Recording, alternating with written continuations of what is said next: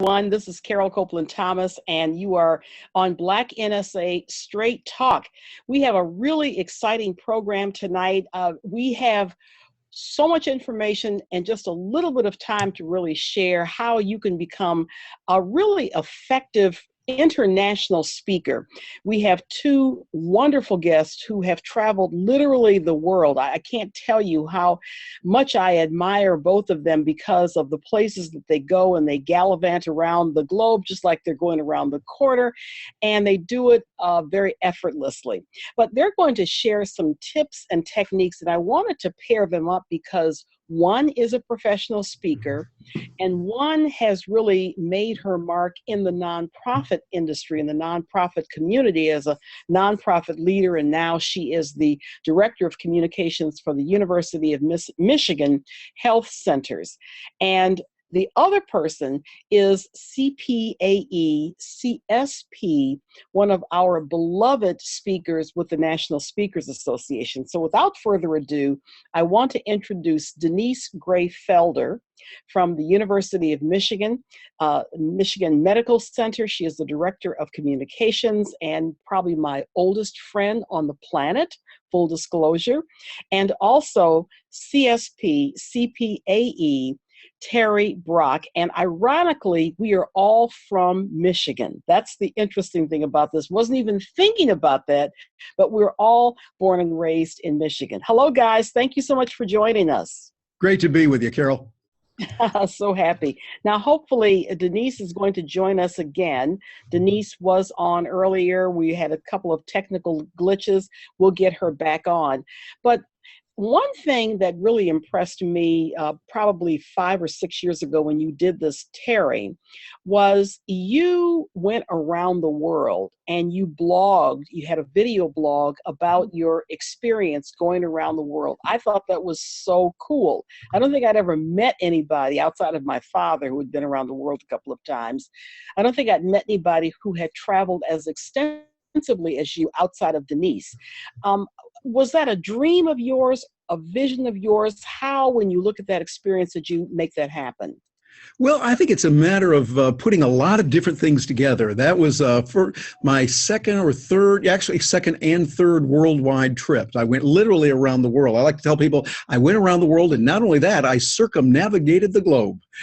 And so we did both of those, but I was able to do it by connecting with people. And, you know, Carol, it goes back to what you do so well, building relationships, getting to know people, serving them, finding out how I could help them, and a love of learning and a love of knowledge. So I wanted to attend certain meetings in different places around the world. And I just looked at the globe and realized, well, golly, let's test this thing that this kid Columbus is talking about, that we can go on around the world. Carol, I see you holding up your hand. Do you hear me? Is there something going on right now? Let's see. And I'm not hearing you, Carol. I'm not hearing her either. Something is happening. Yeah. Okay, I'm talking right now though, but I've heard myself talk a few times before. And is this going live right now? Yeah, not right now. We're not going to go live on Facebook until everything is working. I like the way you think on that. That's good. But for some reason, Carol is off. Carol, can you hear me? No, we cannot. Cannot hear Carol. So, Carol, if you can type in your questions, and then Terry can just take it from there. We can go from there. I'm looking at chat right now. And can you hear me? The answer to that would be no. And I see Sandra K. Samuel to everyone. And Sylvia Henderson, we hear you, Terry. Well, that's good. I can't hear Terry is what Carol is saying now. Yeah, and Carol, it looks like you are not muted. We're testing 1, 2, 1, 2, 3, 4. We're testing again here to see what's going to happen and do that. Terry, will you keep that energy and comedic routine the entire hour? No, we only had paid for 12 minutes of it, and then it's over, and when that's it, it's finished, you know. But we could raise the price. You never know. There might be a discount for you today. Well, she's going to come back in a second, Terry, First of all, before she goes into that, you're in the Speaker Hall of Fame, and we got a Yes. lot of Black NSA community members on, and they want to know what it's been like to be in the Speaker Hall of Fame. Well, it is an honor. I feel like I'm just getting started. Carol, you're back with us. Let me check on your audio video. Can you hear us now? I'm back. Yes. Oh, yes. and we can hear you. You're that wonderful voice of yours. Those tones coming through. So I maybe you can back up just a little bit, because I didn't hear the rest of your explanation about going around the world and how that happened. Yeah, people ask often, Terry, how can I start talking internationally? And I say, well, it's the same way you would do it if you wanted to go to, pick a city, Des Moines, and you'd never been to Des Moines and you really wanted to go there. Well, what you would do is find activities that are going on there that you could provide, where you could provide value. There might be a conference going on, and you go there and you get to meet people and you establish relationships, or you go speak to the Denver or Des Moines Bank of Commerce, and you find ways you can help them. Mm-hmm. Find ways you can add value. And that's where one of the things, Carol, you and I resonate so much. Why I'm so glad to be with you tonight. It's really about enjoying diversity and enjoying and enriching our lives by getting to know people that might be just a little bit different than us, even if they speak the same language or pretty close to it. Like from here to England, I have to agree with George Bernard Shaw that the Americans and the British are two peoples separated by a common language. And they speak a different language. They speak British, we speak American. But nevertheless, it's a good way to start learning. And for this little kid here from Michigan, it was different. And so for me, going to England was like, wow, that's amazing. Am I going to learn how to talk? I wanted to get the guide. How do you say this there? And by the way, there are some words that are different. Anyone that's been in both countries knows that. But I love the way that we approach it. And what you talk about so well, Carol, is if we have an inquisitive, an open, and accepting mind, being able to learn from different cultures, people who speak a little differently, people who look a little different than we do. That's how we enrich our lives. And if you take that attitude, that helps you to begin to start preparing to travel internationally, wherever you might want to go. So I'm going to get a little granular, and I'm hearing that whatever your interest happens to be, in your case, you found conferences or meetings in other parts of the world, financed that yourself to go there to build relationships, and then parlay that into speaking engagements. Is that correct? Yes, that's correct. And speaking engagements and coaching and helping people selling products. So it's like, hey, I'm going to be in London. Would there be a possibility of us doing such and such? And it looks like Denise is joining us. Hello, Denise. Hey. Hi. Welcome aboard. Thank you. I've loaded this on somebody's laptop. I don't even know whose laptop it is, so it might be mine. We'll see. We'll vouch for you. It's okay. I'm glad you're here. Thank you, Marquessa, for getting Denise on. Thank you. All right. Thanks, Marquessa. So Terry, again, walk us through an example of what you've just talked about. Well, here's what I did. I got involved. I mean, the step-by-step, real granular is I got a chance to get involved with the National Speakers Association, right here. So I got to know people, and then people from other countries came and visited, and I got a chance to know them, so that I knew people that were over in other countries around the world that I had met. And then I knew that they had a convention going on. And I looked it up. I thought, okay, I'm going to figure out a way to do that. And I'm going to be there. So yes, I was willing to pay some money, part with my capital. But then once I knew I was going to be there, then I started scrambling to look at what opportunities for paying for this and generating income are out there by speaking at this group, or maybe selling this product, or having this, and start being creative and new ways to generate money. And I think if we start doing that, proactively saying, I want to learn and I want to provide value, then we can do it.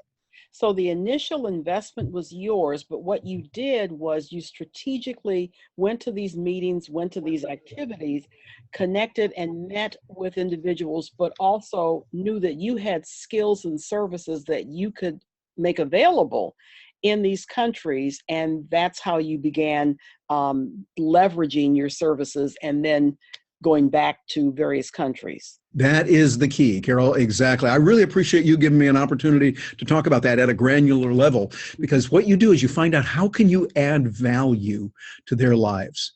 We've got to find out what to do. For me, I've been in technology. And so I would, at that time, the U.S. was a little bit ahead of some of the other countries. And so I would say, here's what we're doing in the U.S. Here's some new technology. Would you like a competitive advantage that your competitors don't have now and probably won't have for 6 months to a year or whatever? And I backed it up by saying, here's the evidence. Here's what you can do.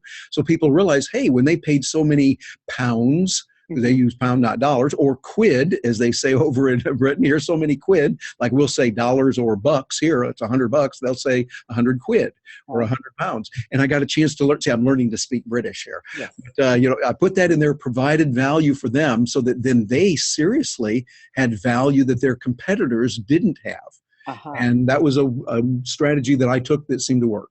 So technology, and also you've been to Comdex that takes place in January quite a few times. You've broadcast from there. So your competitive edge makes you a valuable commodity outside of the U.S. Yeah, finding out what to do. When I got started initially with that, my first trip internationally was in 1988. I had been working with the Coca-Cola company in Atlanta, Georgia, where I lived at that time. And I had learned a spreadsheet called Lotus 123. Oh, yeah. Learned that and then trained people at Coca-Cola and at what was the First National Bank of Atlanta at that time, and trained a lot of their executives. And this was new material. People didn't know it. But I just started building and scrambling and hustling like crazy. And that's what you got to do. I was listening to Damon John, guy I admire greatly, who had the For Us, By Us, its clothing line, and how he had to hustle. That's what we all have to do. And so I would say to those watching, you want to travel internationally, start combining your knowledge here, and their need here. It doesn't matter just what you can do. We, with all due respect, we don't care. What does matter is where their pain is and how you can give them something that helps them leapfrog over the competition or problems, and then creatively make that happen. And that'll work whether you're in Des Moines, Iowa, whether you're in Detroit, Michigan, Ann Arbor, Michigan, Jackson, Michigan. I had to put it in our towns, of course. Of course. Any of that, or it will work in any other city. At least I think so. Denise, what do you think? So yeah, I want to bring Denise in the conversation again. We thank Denise, and we introduced you earlier. Again, we're all from Michigan. Ironically, I didn't put the panel together because of that, but interestingly, we're all from Michigan, and we travel all over the world. So that's the interesting thing. I just got back from India for 2 weeks, but Denise, she bounces to Africa like nobody's business. And she has been president and CEO of her own nonprofit organization that spun off from the Rockefeller Foundation. She's now the director of communications at the University of Michigan and their medical center. So you look at international activities from a nonprofit perspective. How does travel factor in with the job that you do, Denise? Well, it doesn't factor in, global travel doesn't factor in very much in this job. I've only been on one trip to Ethiopia since I've been back at University of Michigan for 3 years. But for 25 years, as Carol well knows, I did this at least one global trip every 3 weeks, which is why I look like I'm 90 years old. I'm actually only 3 weeks younger than Carol. So that means that I'm only 48. I was thinking 25. Well, even better. I'm liking you more and more, Terry. So let me just speak to the nonprofit business. In development, and I mean development not in the fundraising sense, but in the sense of helping the world's poorest people move out of their circumstances. In the development sense, you have to look at travel as the only way you can see the people that are the ultimate recipients of your money and of your help. And so, of course, just like you wouldn't volunteer to work in a soup kitchen from your own kitchen, you have to be close and you have to understand their history, their country surroundings, their life circumstances. So global is an essential element of it. Having said that, travel I view it as a huge adventure. It's essential to my job, but it's also, first of all, and probably most importantly, made my children amazing citizens of the world. Because my oldest child went on her first global trip when she was about 7 months old. I think people if you don't have a sense of adventure and you view this is something that you're afraid of, then this is not the life for you. Second, I think you have to have an innate sense of curiosity about people and other countries, their history, their cultures, their lifestyles, their food, their housing, everything about them. If you don't have that curiosity, if you're right now, if you're the kind of, when you go on vacation, if you're the kind of traveler who wants to stay in a Hyatt hotel and only eat from room service or the restaurant in that hotel, this is not the life for you. Right. Did I answer your question, Carol? Very, very much so. And I want to piggyback on what you've said, Denise, and it goes in with what Terry had said. Again, I just got back from 2 weeks in India, my 4th trip there. I'll be back next year. I'm going to Cuba in June, and I take tour groups as part of my business model now. There is such a hungry appetite for people outside of the United States to learn about Americans, not just what they see on television or in the movies, but to learn about everyday Americans, people of color, whites, blacks, Hispanics.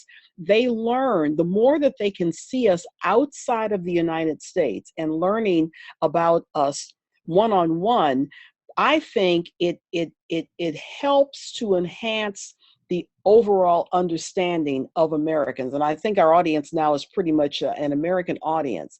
The problem that we have is that less than 30% of Americans own passports, which means that 70% of Americans just go on vacation in the United States. So I am on a mission now to push people to get a passport, get visas, pack a bag, and leave, so that, like Terry did, you can invest not only in yourself, but you can find those opportunities elsewhere, but you can't do it in the States. You really have to leave the country and do it. Terry or Denise, any comment about that?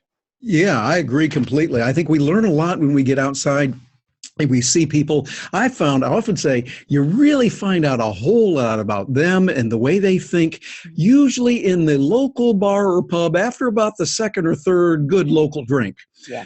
You find out what's really going on, what they think, etc., and find they really do often think differently than we do. And that's wonderful. Denise, I have to agree with you. It's really educational, and it opens up our minds more. It's one of the greatest educations for me is going to other countries, and particularly, I like putting myself in a place where I am in the minority.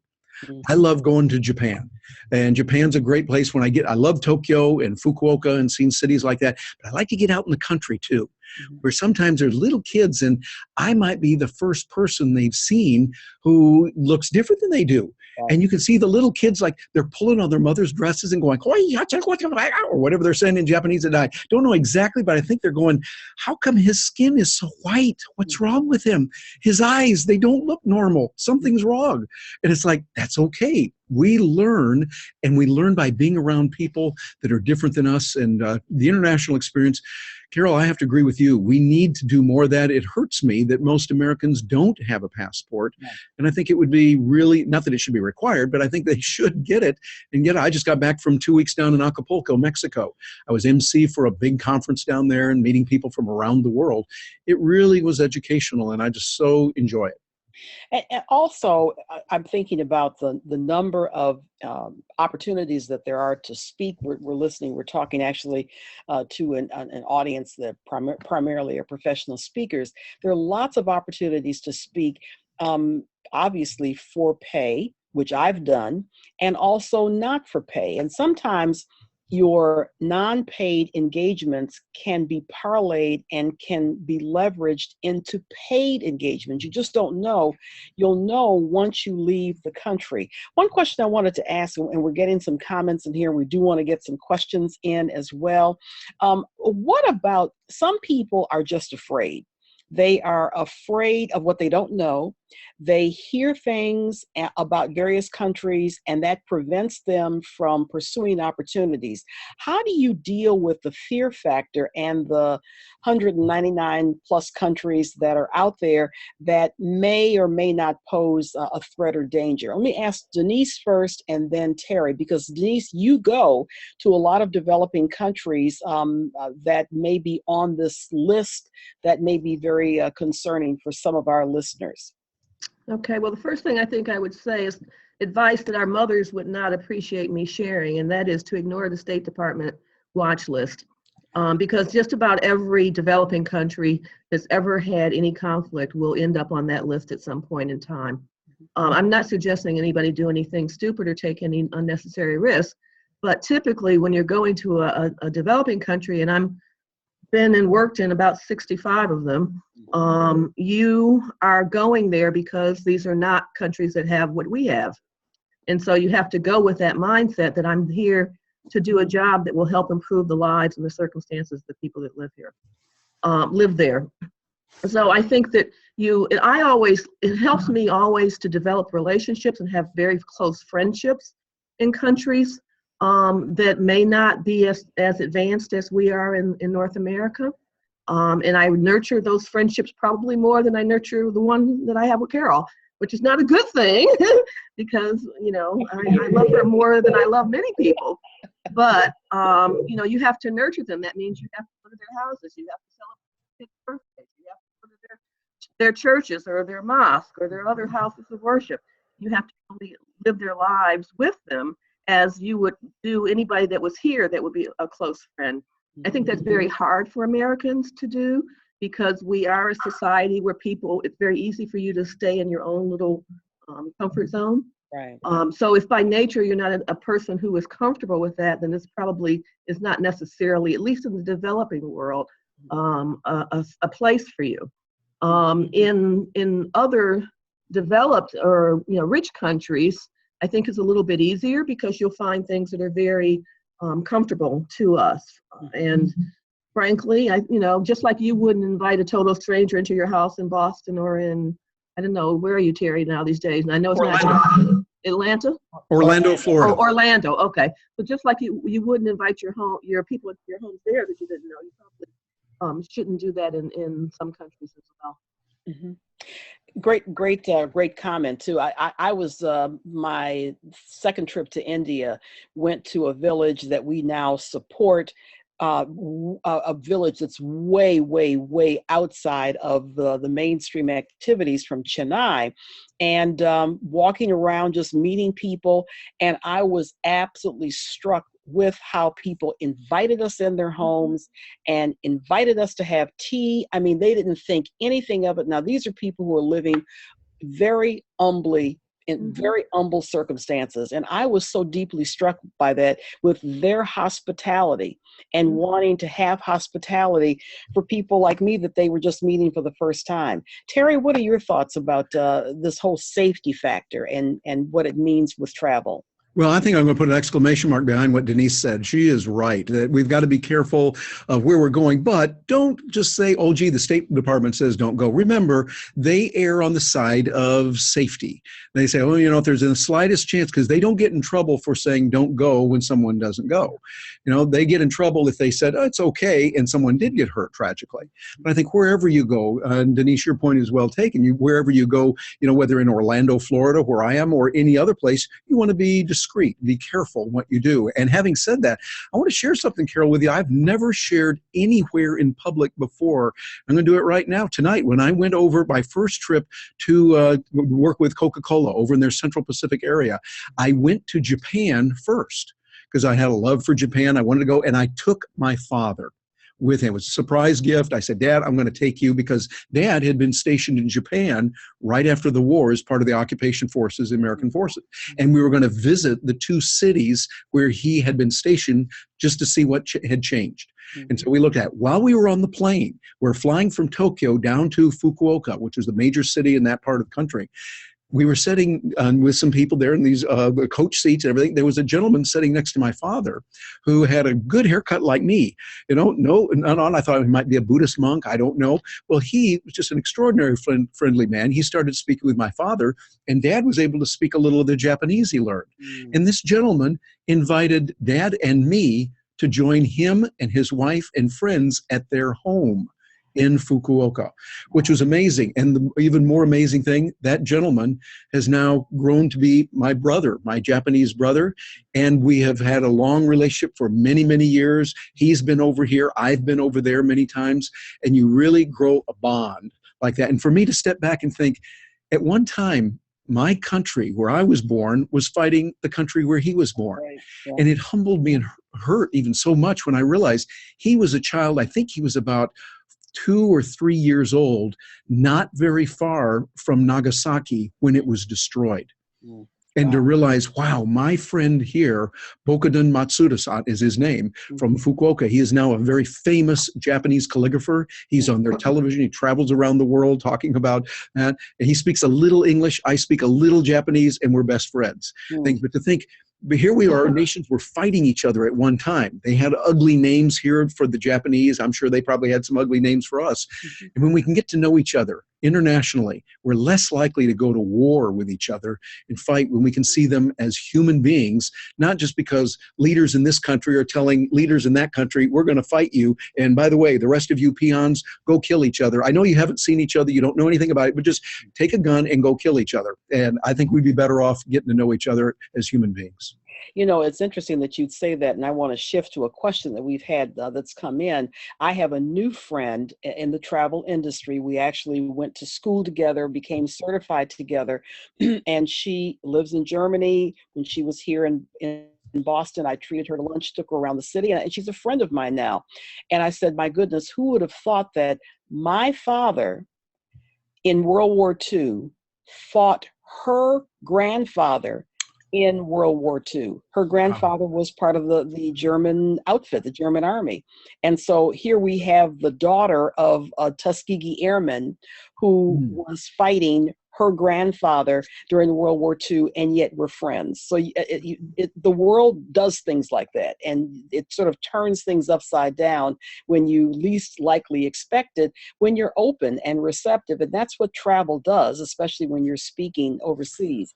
Yes. Now, the question came from Sandra. She said, what are some tips on finding legitimate business opportunities?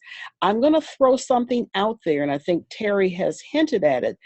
If you are a member of the National Speakers Association, we have affiliate organizations around the world. So there are other organizations like NSA in different parts of the world. There may be an opportunity for you to go to their conferences, build relationships with those conferences, and use that as a leverage to get speaking engagements elsewhere. Terry, take it away. Yeah, I would also say that if you're a member of the National Speakers Association, you are also a member of the Global Speakers Federation. Right. Just you're together in that. And so make it a point. Go out of your way at the Influence 2017 that's going on in Orlando, Florida. There's a shameless plug here. But get to know some of the international people. Because that's what I did. I got to know people that were from other countries. And as you get to know them, inevitably, people are wonderful. They usually say, well, come on over. We want you to come see. You can stay with us, or we want to show you. And then the next thing to do is find out when their next convention or meeting is going on, where you will be able to gain knowledge. You'll learn from people that are in a different country than the United States. And there might be an opportunity for you to speak. There might be ways for you to sell products. There might be other companies that are in that area where they would be open to hiring you. Be aware of the trend of the currency exchange right now. The U.S. dollar is very strong, which means it's tougher for us to sell our services, but it's also cheaper for us to buy over there. So the economy is always going like this. If you understand economics, you understand, okay, when it's like this, we have certain advantages and disadvantages. When it's like this, we have certain advantages and disadvantages. Understand that, and you can do very well legitimately, internationally, and really, from a business point of view, expand your opportunities. I want to take that to another level, talking with Denise, because Denise has attended conferences, nonprofit organizations in other parts of the world. Would you have any recommendations of the types of meetings or conferences that some of our attendees would want to pursue outside of the U.S., Denise? Yeah, I would suggest that one thing is to look at your sector. You know, if you're specialized in agriculture or food security or population or pharmaceuticals or medicine in general, all of them have global conferences. Every single industry, their sector, I think that we can imagine typically has a global conference. Their professional associations, at the very minimum, have global conferences. And so I'm a firm believer that you have to say yes more often than you can say, before you can say no. So by that I mean volunteer. Volunteer for the first couple of opportunities that you're really interested in. And if you don't get paid, then it's the very minimum, consider it as a tax write-off. You can write off all those expenses. So it's not like you're throwing money down a tube, you're investing in yourself. Secondly, I would look at global institutions like any of the, God knows how many there are now, 100 and something UN agencies. They all have global meetings, right, ranging from women's issues to agriculture, to climate, to reproductive health, to population, and then everything in between, the entire human experience. They all have global conferences, and they're all looking for speakers. And again, it's not going to be a lot of money, but it's going to be incredible visibility. And what started as a very simple yes for me about 25, 30 years ago has actually resulted in a lot of contracts when I was running the Communication for Social Change Consortium, because people remember you when you give a good speech. They remember that you took the time to talk with them and answer their questions after that speech was over, and that you kept those connections after you delivered the talk. So I think that looking for a lot of opportunities that way. And the third thing is that once you get into some of these networks, people will come to you. There's some conference, I don't even know who they are, I don't know who sponsors it, and every year they bug me like crazy to come and talk at Yale. And so one day I said to a colleague, I think I'm just going to drive over there and see what this is about. And she went, no, I've gone there, don't do it. But, there's a lot of people that will come to you because they've seen your name in a program. They have no clue who you are. You have no clue who they are. So take a chance every once in a while. Check it out and give it a shot. That's a great story. Speaking of the United Nations, if you are anywhere in the United States, and I have this in a book that I wrote also, would you please get on an airplane or a bus or a car or whatever, transportation, and go on over to the United Nations. You can go in the building for free. They have tours there, and they have countless conferences in the building. So I've been in the building, and I have sort of moseyed on into a panel discussion or a session that was held. They had a session that was held by members of Japanese nonprofit organizations following the latest earthquake, tsunami, and dealing with privacy issues that women were facing when they were obviously not allowed to go back into their homes. But they had this group area where they were bathing and dressing, and it was very uncomfortable for them because that's not how Japanese women like to deal with their privacy issues. And so I learned a lot by being there, but I got some contacts while I was there. So you can go to the United Nations, go in the building, take a tour. You may have to go through security, but you can literally meet and learn contacts in that building that then you can parlay and use in Berlin or wherever you want to go to in the world. Brilliant idea. Thank you. By the way, Carol, can I mention something else? I was telling my story, what I did years ago. Today, you have even more of an advantage because you can start building these relationships. You don't have to only go there and go to the physical meeting. Think about using what we're using right now, Zoom. Right. Zoom is a great tool, and Skype, and there in Google Hangouts. There's a host of opportunities out there, and more coming all the time.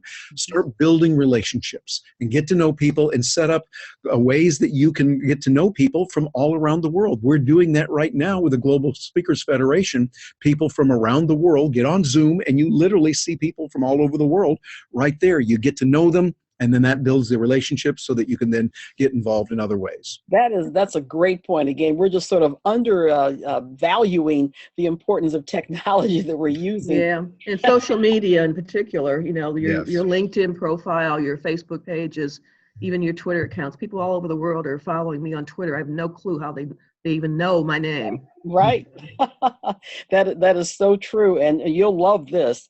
When I was at the Taj Mahal now a week plus ago and just was blown away by its marvelous technology and beauty, I tweeted about the beauty of the Taj and just what the experience was for me.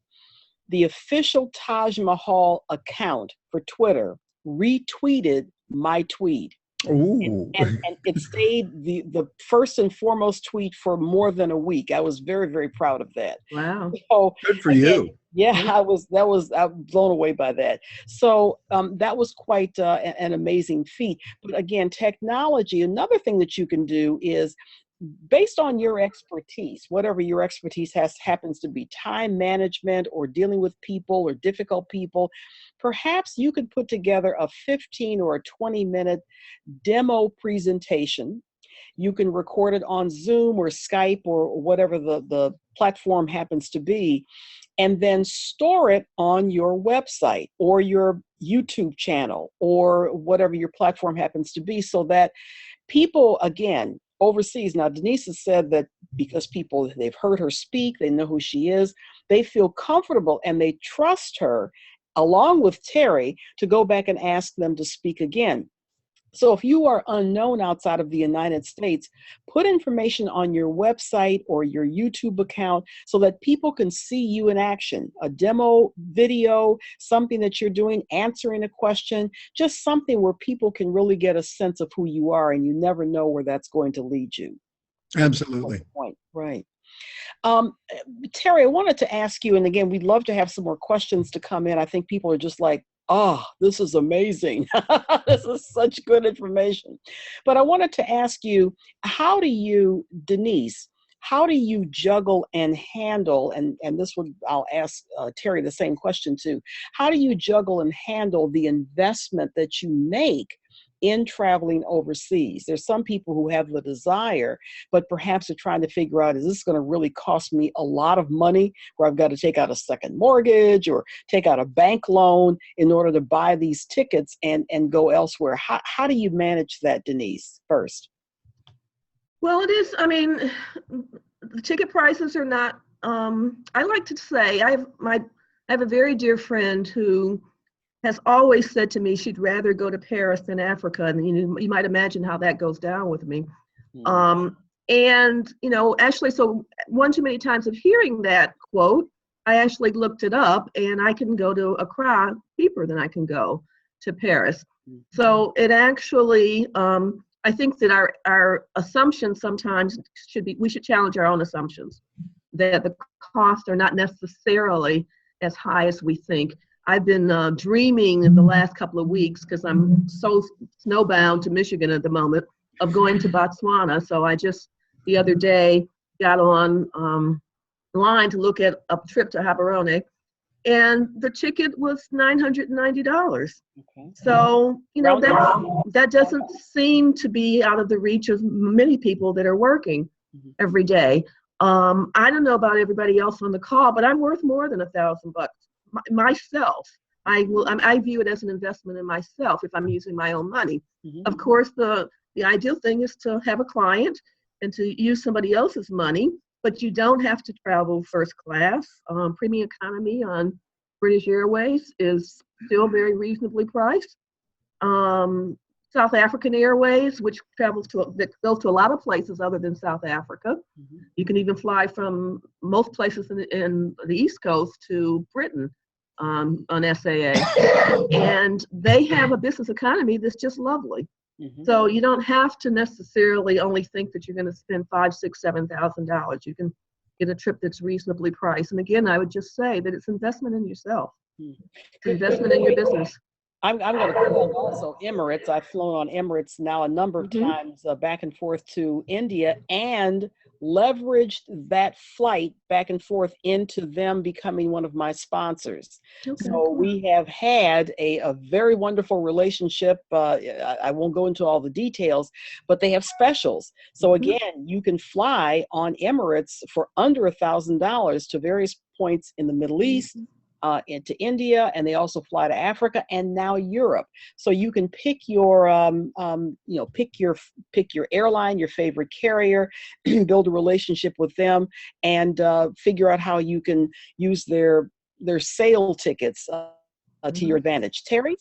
Yeah, I would agree on that. And I think if we think creatively, we can do a lot. For instance, using your charge card. Think of what you can put on that charge card, and then those points that you earn, of course, can be turned into airline points. And that is a wonderful way to do it. Today, there's a lot of opportunities opening up. I was just reading, you know how we read so many different things, that there were a lot of cheap flights to Europe that were opening up. I mean, really inexpensive flights over there. And then once you're there, once you're in Scotland or London or somewhere, it's very easy to get some really good flights, comfortable flights down to Africa or other places in the Middle East, and you get to learn. And I would say, I would challenge you, those of you that are watching this, think of countries where you haven't been, where you could learn a lot, where you could really open up your mind and see, like Carol mentioned, India. Wonderful opportunities there. The Middle East. Gina and I had an opportunity. I'll give you an example. A client asked me to come speak in Australia. I did some programs in Australia, and I thought, wait a minute, what if I do a little bit extra and do this and that? And W. Mitchell told me years ago, and I've tried it 4 times now, it's easier to go around the world all the way than sometimes just going over and back. And so I said, let me do that. And Gina, my partner, had never been around the world. So I said, come on, let's do it. And we, for a little bit extra, Denise, we kind of stretched. We took your philosophy that we can do that. She was able to get a bucket list item to go scuba diving in the Great Barrier Reef. She's certified for scuba diving. That's something she wanted to do. So we did. I had 11 programs there. Then we went to Singapore, got to see Shirley Taylor and the wonderful people there with the chapters there and the organization, speakers organization. Then over to Dubai. Gina had never been there, one of my favorite cities in the world. And then my question wants to go.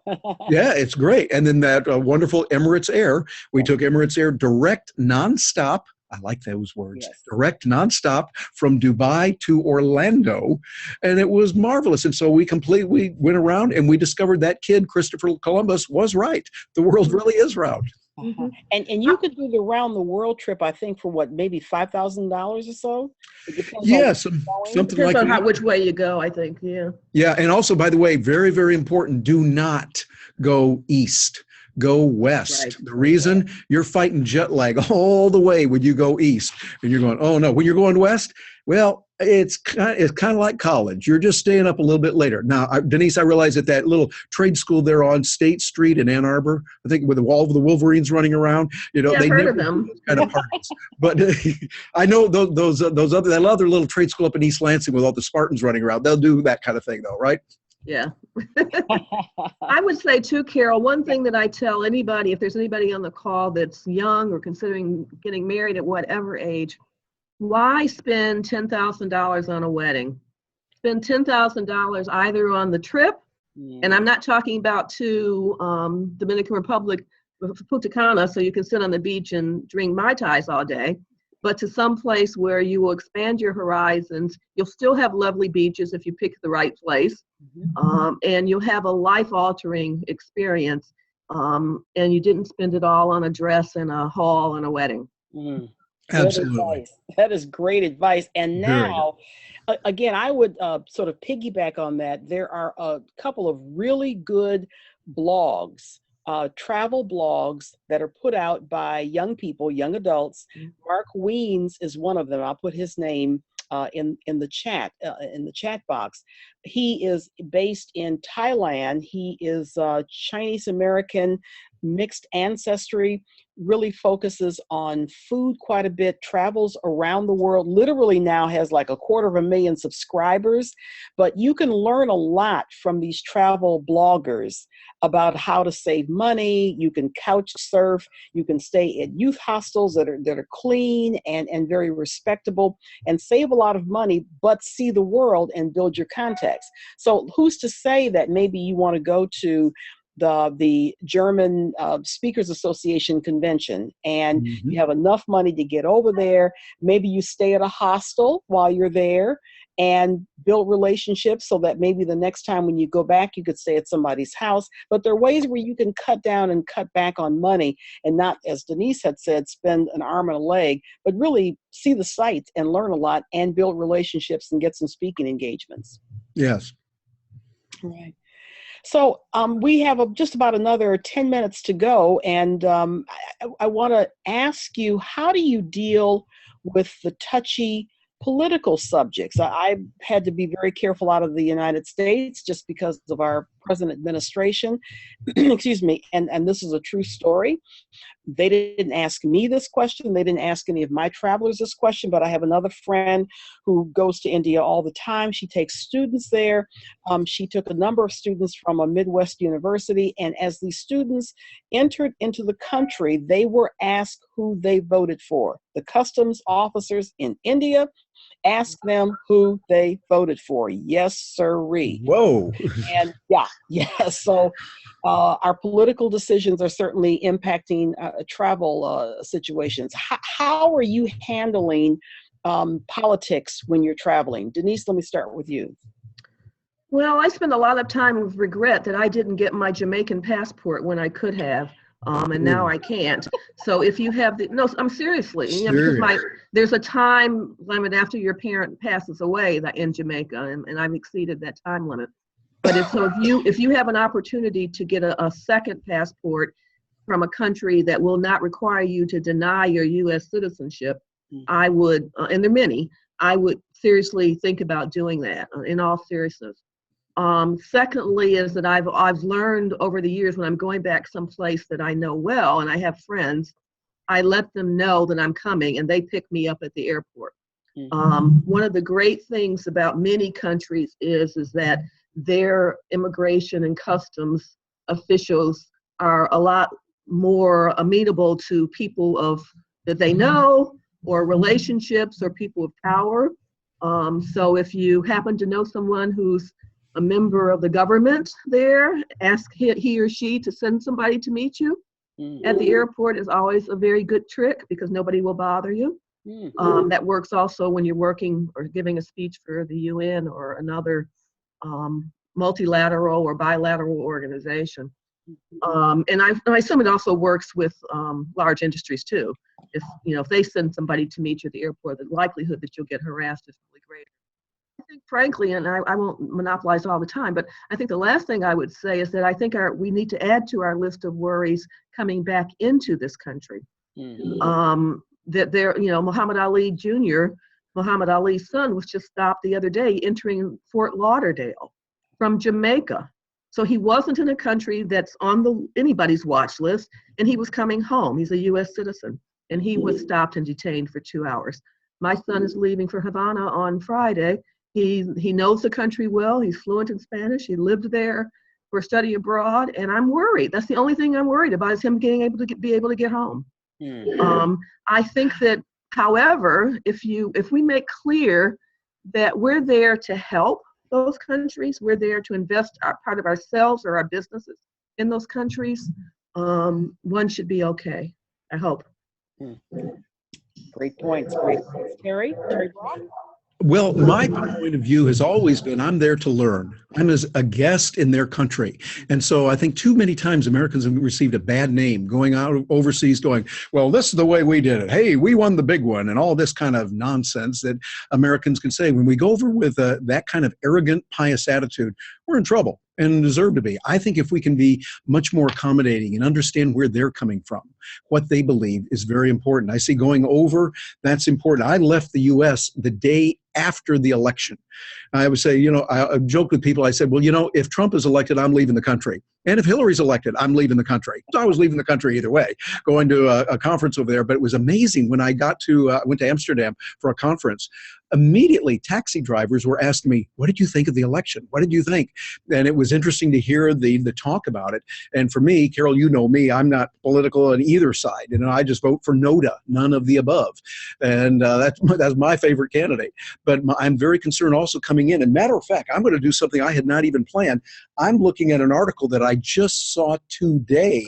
And here are the headlines. American citizens, U.S. border agents can search your cell phone, and they are doing it now at an increased rate. This started under the George Bush administration, accelerated under Obama, and has now gone even exponentially more under Trump. That when you carry your cell phone, all your pictures now can be seen by U.S. border agents. You, as a U.S. citizen coming back in, they can search literally everything on your phone.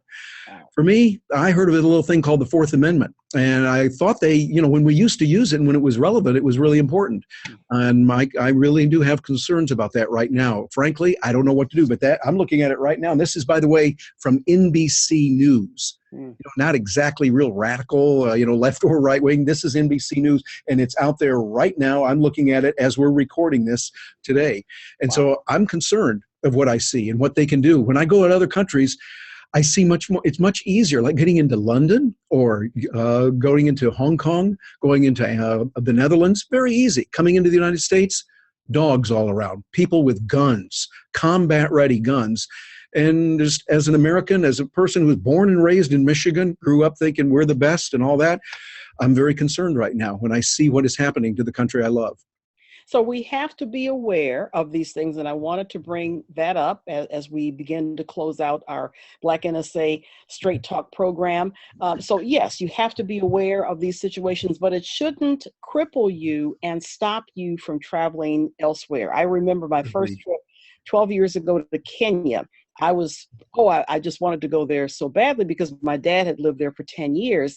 And yeah, it was on the State Department watch list 12 years ago, but it didn't stop me from going. I went back 2 years later, and I have wonderful relationships with people in that country. So again, you have to use better judgment, but you can't isolate yourself to the point where you cut yourself off and say, oh, I can't do XYZ because XYZ is happening over there. Well, things can happen certainly in our neck of the woods that are far worse. So I'm hoping that this has been a little inspiration to you, a little kick where you can look beyond your own backyard and your own neighborhood and see the wonderful opportunities that you can take advantage of. And again, you can take advantage of them at the United Nations. You can go to the United Nations. You could go to your local community college, your local university. They have dozens and hundreds and thousands of professors and students from outside of the United States that you can get to know and use that as a launching pad for taking advantage of traveling overseas and speaking overseas. And then, of course, the global federation that we are all a part of and our affiliate organizations with the National Speakers Association, having an opportunity to speak elsewhere, speak outside of the United States because you built relationships, as Terry Brock always talks about. That's really what you want to do. We have lots of things going on with Black NSA. I would love for you to take advantage of, we have a new mastermind group that just started just literally an hour and a half or 2 hours ago. That's just mind-boggling. It is so excited to be a part of it. I'm a part of that. There are lots of other Black NSA activities, and you can go to the Facebook page, blacknsa.org, and find out about all of our program activities and all of our projects that are taking place going forward, along with the wonderful activities with the National Speakers Association. Denise, do you have final words for us, or contact information or resources that you'd like to share? Well, I think that for me, to be frank, the best source I would suggest is be religious in reading newspapers from other countries or looking at websites from other countries, and know their history, know their culture, know their politics. Politics is one of the great barrier breakers. If you go over to London and start talking about politics, my God, you will never get out of the pub, because everybody wants to chat to see what, as Terry has suggested, what the Americans think about everything that's going on. So I would say, every morning before you brush your teeth, read the BBC website and the New York Times and the Guardian or the Times of London and one of the Canadian papers. And Sydney Morning Herald. Very least. I'm sorry? Sydney Morning Herald in Australia. Oh, okay, well, all right, if you insist. And Asahi Shimbun over in Tokyo. Okay. Well, if that's the case, then we've got to throw in China and Russia too, don't we? Absolutely. Moscow Times. What's your color show? Times of India. I have an app on my phone. Right. Yep, exactly. Yes. So again, you can pick newspapers, you can, there's so much you can do to learn and prepare. Technology is a wonderful medium for you to obviously share your ideas.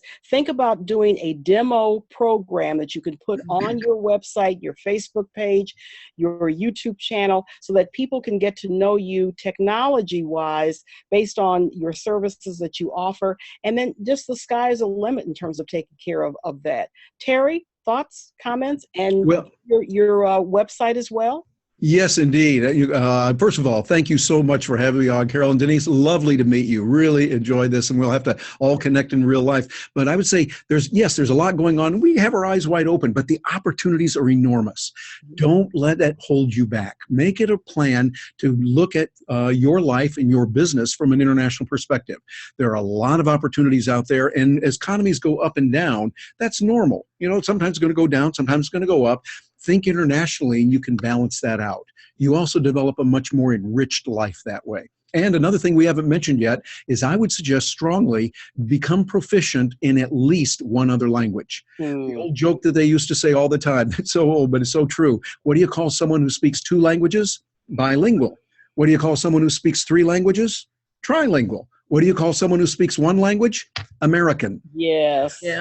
And unfortunately, we need to learn. I think we're making that progress in that, and I encourage you to do that. Develop your mind, develop those relationships, have fun, and hey, I will look forward to hearing from you. You can reach me over at my website, terrybrock.com. That's, for those of you listening to this in audio, Terry, and Brock is spelled the right way, B-R-O-C-K. So terrybrock.com, and I'd love to hear from you. Drop me a note, and I wish you the very best. Hey, maybe we'll be able to share a few pints with my mates over there in London sometime. So true. Thank you all so much. Those who have been listening on this Zoom platform, Black NSA Straight Talk. We've been talking with Terry Brock, CSP CPAE of the National Speakers Association, and also the Director of Communications for the University of Michigan Medical Center, my dear friend, oldest friend on the planet, Denise Gray Felder. Ironically, we're all from Michigan, but we love to travel. We also thank those who have been listening on Facebook Live, and we certainly hope that you will drop us some comments. You can actually contact me at Carol, C-A-R-O-L-E, at MSSconnect.com. That's Carol, C-A-R-O-L-E, at MSSconnect.com. If you have any further questions that you'd like for me to pass on to both Terry and Denise. Happy traveling, get your passport, get visas, get out of the country, learn, and then come back and share your experiences with others. Thanks so much. And Marquessa Petway, you're the best. She's been behind the scenes doing all the technology. We thank you all so much. We'll see you the next time. Carol Copeland Thomas signing off. Thank you all so much. Bye-bye. Thank you, guys. Thank you. Bye-bye.